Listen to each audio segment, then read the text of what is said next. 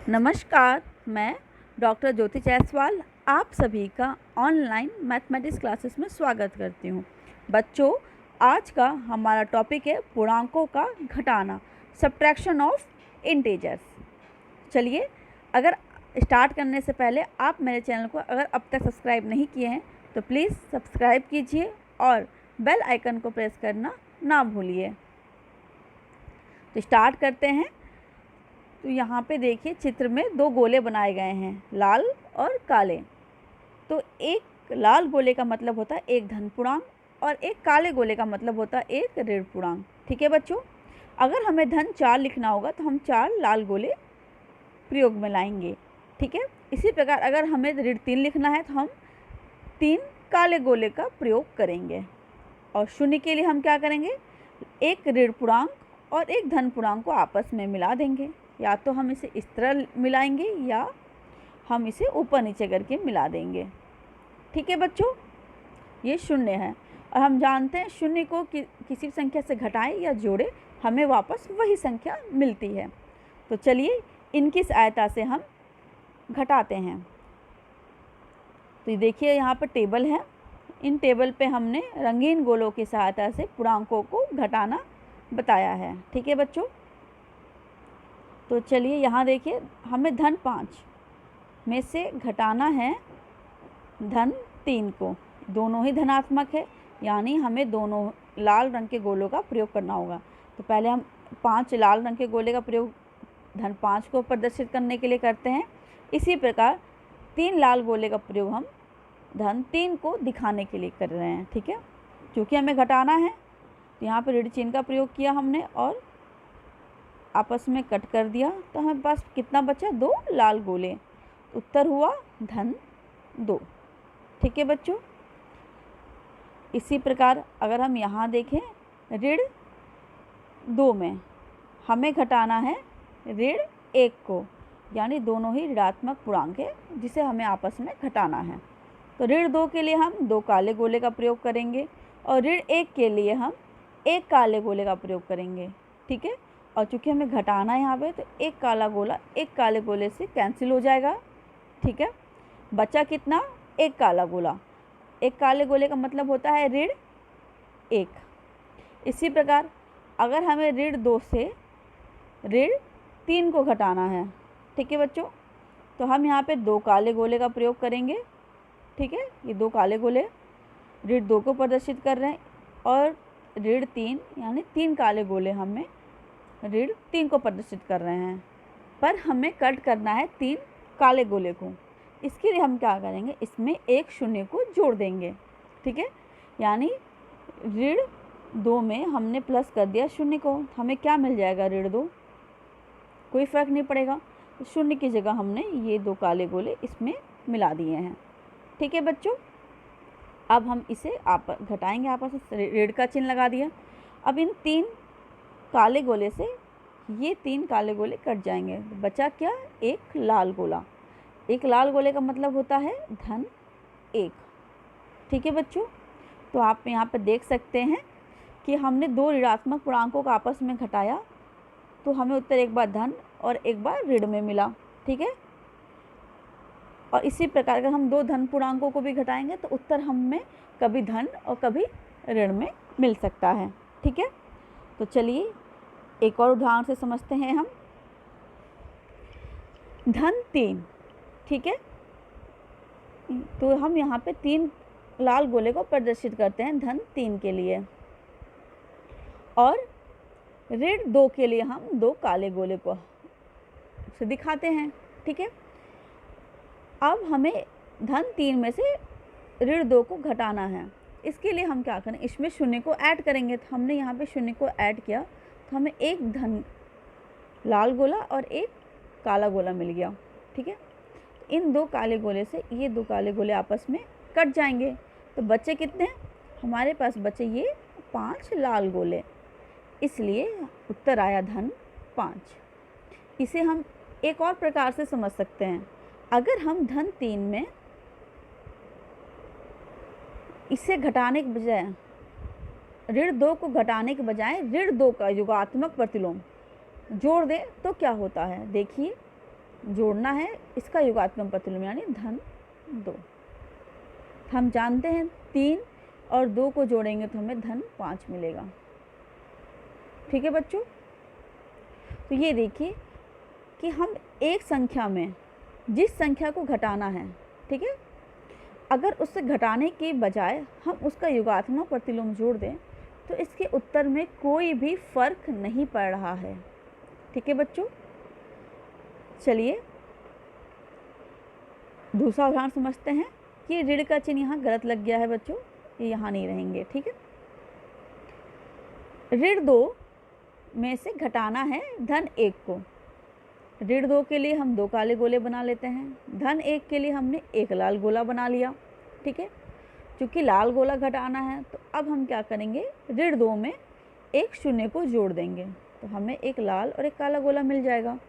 ठीक है, तो लाल गोले से लाल गोला कट गया क्योंकि हमें घटाना है यहाँ पे। बचे कितने, 3 काले गोले। अब इन 3 काले गोले का मतलब हो गया ऋण 3। ठीक है, अब हम यहाँ भी देखते हैं कि क्या धन 1 के योगात्मक प्रतिलोम को जोड़ने पर उत्तर वही मिलता है। ठीक है, तो ऋण 2 में हम जोड़ेंगे धन 1 का योगात्मक प्रतिलोम।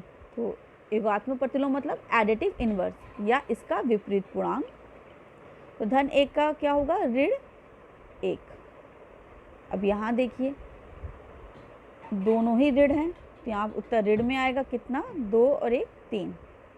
तो हम देख रहे हैं कि योगात्मक प्रतिलोम को जोड़ने पर भी उत्तर हमें वही मिला। ठीक है, तो हम कह सकते हैं एक पूर्णांक में से एक अन्य पूर्णांक को घटाने के लिए, ठीक है, यह पर्याप्त है कि घटाए जाने वाले पूर्णांक के योगात्मक प्रतिलोम को दूसरे पूर्णांक में जोड़ लिया जाए। तो घटाए जाने वाले यानी ऋण 1 को घटाया जाना है, इसीलिए ऋण 1 के योगात्मक प्रतिलोम को हम क्या करेंगे, दूसरे पूर्णांक में जोड़ लेंगे। ठीक है बच्चों, यहाँ भी आप जोड़ के देख सकते हैं कि उत्तर में कोई फर्क नहीं पड़ेगा। जैसे ऋण 2 में हमने घटाया ऋण 1 को, ठीक है, यानी 2 काले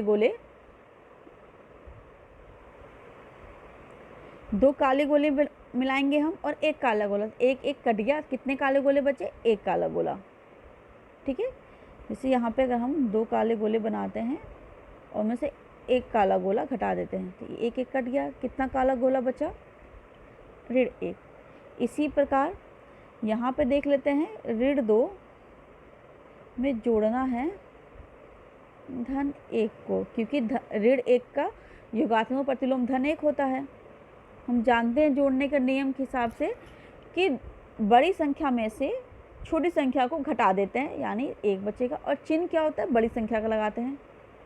ठीक है, तो यहाँ पे देखिए दोनों का उत्तर 1 ही प्राप्त हुआ हमें। ठीक है,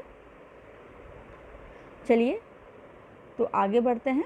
संख्या रेखा की सहायता से हम पूर्णांकों को घटाना सीखते हैं। ठीक है बच्चों, अब धन 8 में से घटाना है धन 5 को।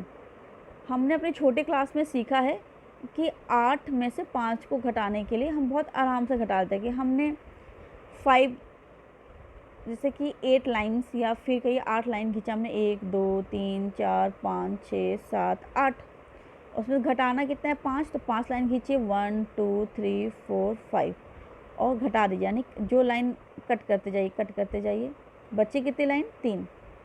इसका उत्तर हो गया 3। तो चलिए पूर्णांकों के केस में भी हम इसे देखते हैं ये कैसे करते हैं। हम यहाँ पे एक चीज़ और ध्यान दे सकते हैं, संख्या रेखा पे हम जानते हैं कि यदि हम दाईं ओर चलेंगे तो हमें धनात्मक संख्या मिलती है, यानी हम धन दिशा की तरफ बढ़ते हैं, और यदि हम बाईं ओर चलेंगे तो हमें ऋणात्मक संख्या मिलती है, यानी हम ऋण दिशा की तरफ बढ़ते हैं। ठीक है, तो इसे हम इस तरह से घटा सकते हैं बच्चों कि धन 5 से हम कितने कदम चलें कि हमें क्या मिल जाए, धन 8। चलिए धन 5 खोजिए, धन 5 तो यहाँ है, धन 5 से हमें कहाँ तक चलना है, धन 8 तक चलना है। तो 5 से किस दिशा की तरफ 8 है, दाईं तरफ है। ठीक है, यानी उत्तर जो होगा वो धन में होगा। ठीक है, कितने कदम होगा, 1 2 3। इसका उत्तर हो गया धन 3। ठीक है बच्चों, चलिए एक और उदाहरण से हम इसको स्पष्ट करते हैं। संख्या रेखा की सहायता से धन 6 में से घटाना है ऋण 3 को। तो बच्चों यहाँ पे हम देख सकते हैं बहुत ही आसानी से कि ऋण 3 से हमें चलना है, कहाँ पहुँचना है, धन 6 पे। ठीक है, संख्या रेखा पर पहले हम ऋण 3 बनाते हैं, ठीक है, और धन 6 तक पहुँचना है। तो हमें किस दिशा में चलना होगा, हमें दाईं ओर चलना है। इसका भी उत्तर क्या होगा, धनात्मक होगा। कितने कदम चलना है, काउंट कर लेते हैं, 1 2 3 4 5 6 7 8 9। इसका उत्तर हो गया धन 9। देखा कितना आसान है। हमें बस ध्यान देना है कि जो संख्या घट रही है उससे कितनी कदम चले, किस दिशा की तरफ चले कि जिसमें से घटा रहे हैं हमें वो संख्या मिल जाए। ठीक है, चलिए एक और उदाहरण देखते हैं हम कि ऋण 4 में से घटाना है ऋण 3 को। इसका मतलब है कि ऋण 3 से हम कितने कदम चलें कि हमें ऋण 4 मिल जाए। ऋण 3 संख्या रेखा पे यहाँ है, ऋण 4 कहाँ है बच्चों, यहाँ पे। हम किस दिशा की तरफ जा रहे हैं, बाईं ओर। ठीक, कितने कदम, 1 कदम। इसका उत्तर होगा ऋण 1। देखा कितना आसान है ये। चलिए एक और उदाहरण देख लेते हैं हम कि धन 4 में से घटाना है ऋण 2 को। तो इसका मतलब ये हुआ ऋण 2 से हम कितने कदम चलें कि हम पहुंच जाएं धन 4 पे। चलिए ऋण 2 यहाँ हमने बना लिया। ऋण 2 के दाईं तरफ धन 4 है, यानी हमें दाईं दिशा की तरफ जाना है। उत्तर इसका धनात्मक मिलेगा हमें। और कितने कदम चलना है वही उत्तर हो, काउंट कीजिए, 1 2 3 4 5 6। इसका उत्तर हो गया धन 6। चलिए एक और लास्ट एग्जाम्पल हम समझते हैं कि ऋण 3 में से घटाना है हमें धन 4 को। तो हमें ये देखना है कि धन 4 से हम कितने कदम चलें कि हमें ऋण 3 पे हम पहुंच जाएं। ठीक है, तो धन 4 से ऋण 3 की तरफ पहुंचना है, यानी हमें बाईं ओर जाना है। तो इसका उत्तर ऋणात्मक आएगा। कितने कदम जाना है, चलिए काउंट करते हैं, 1 2 3 4 5 6 7। कितने कदम चले हम, ऋण 7। तो इसका उत्तर आ गया ऋण 7। ठीक है, क्योंकि हमें 7 कदम बाईं तरफ जाना पड़ता है। ठीक है, तो चलिए कुछ अभ्यास कर लेते हैं हम।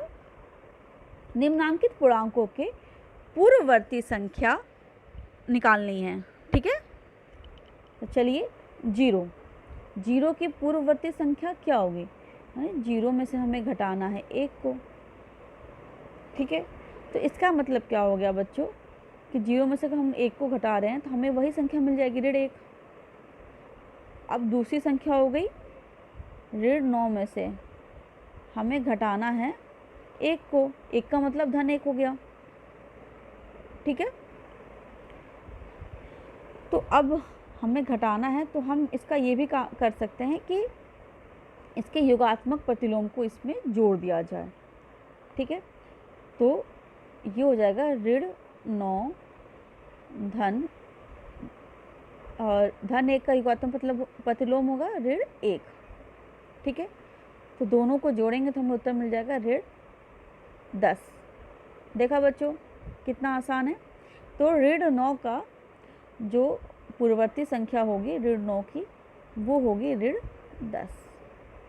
इसी प्रकार धन 6 में हमें घटाना है 1 को। 1 का मतलब धन 1।